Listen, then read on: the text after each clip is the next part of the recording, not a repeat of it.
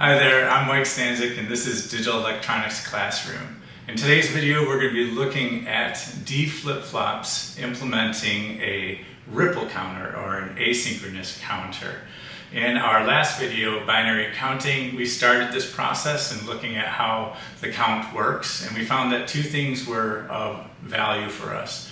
One is that all flip-flops had to toggle, and two is that depending on whether we're doing an up count or a down count, we need to transition the next significant bit on either a 0 to 1 or 1 to 0 change in the current bit state.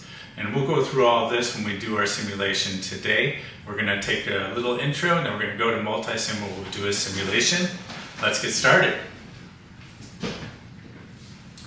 So we are doing a asynchronous ripple. It's a ripple counter because the previous bit triggers the next bit, and then that bit triggers the next bit, and it ripples all the way down the line with D flip-flops.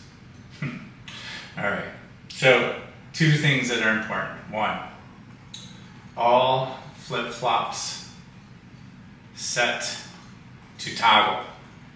Counting means toggling in binary.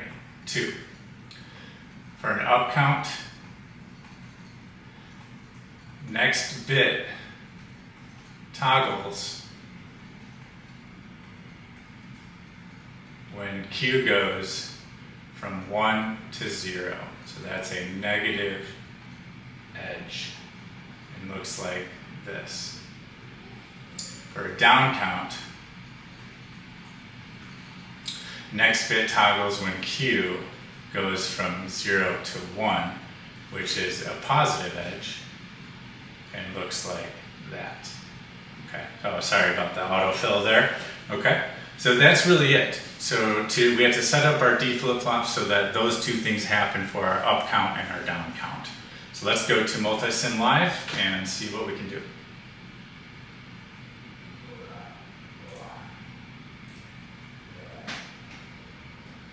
All right, here we are in Multisim Live. So we're going to use D flip-flops, so let me go grab some.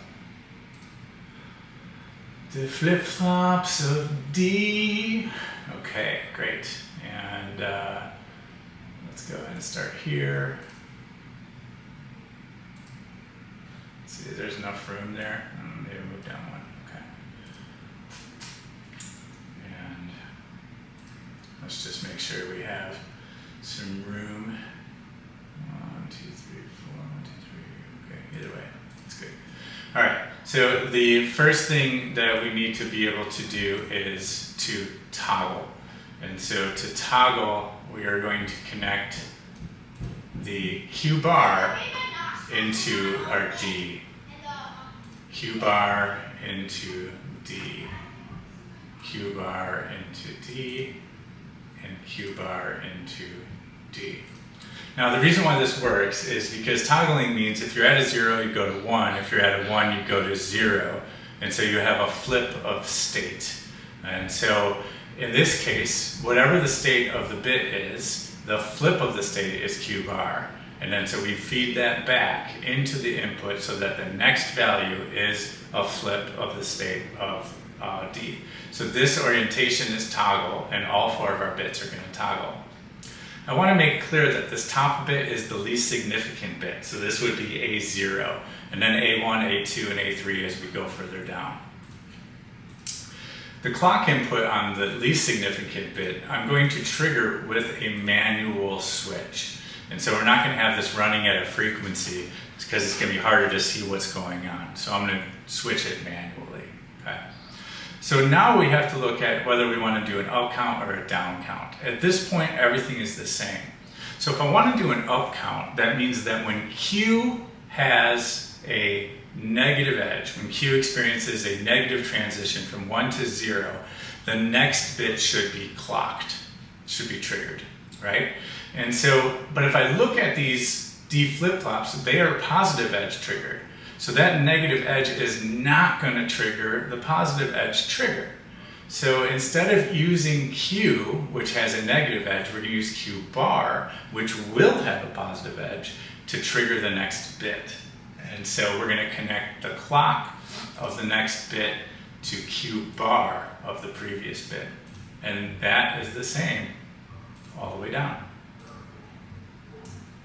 And believe it or not, but we're done.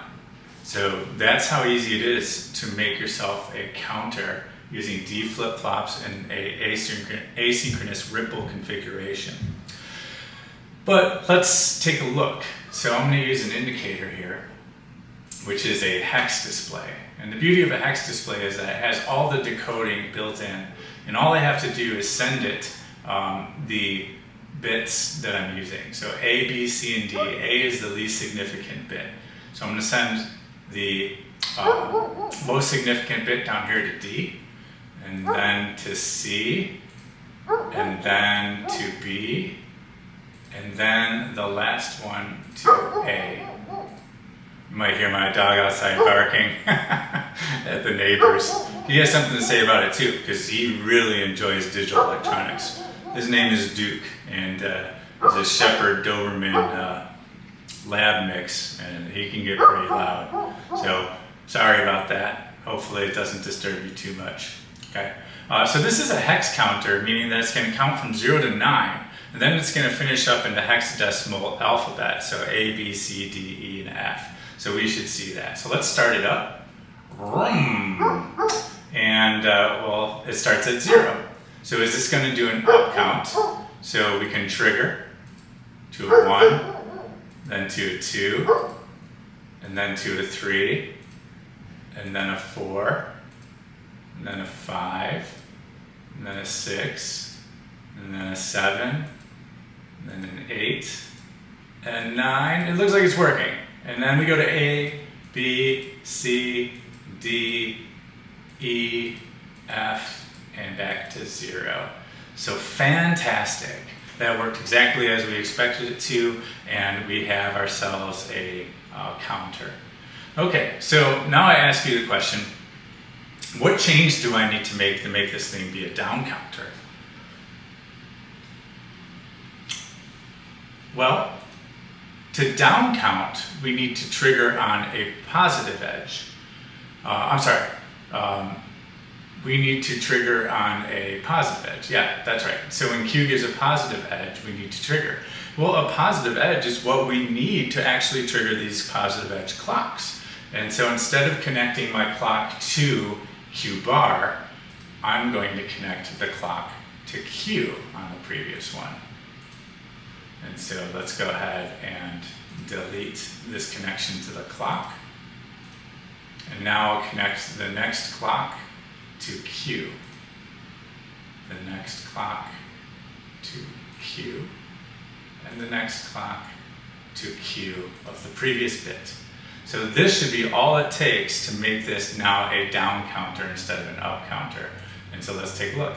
0, F, E, D, C, B, A, 9, 8, 7, 6, 5, 4, 3. What's going to happen? 2, 1, and yay, we got to 0. And then it'll go to F again.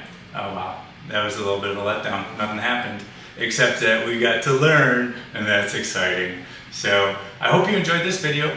I hope you learned something and that had value for you. This is the D flip-flop and ripple configuration. And remember to like and subscribe. I'm Mike Stanzik. This is Digital Electronics Classroom. And as always, have a wonderful day.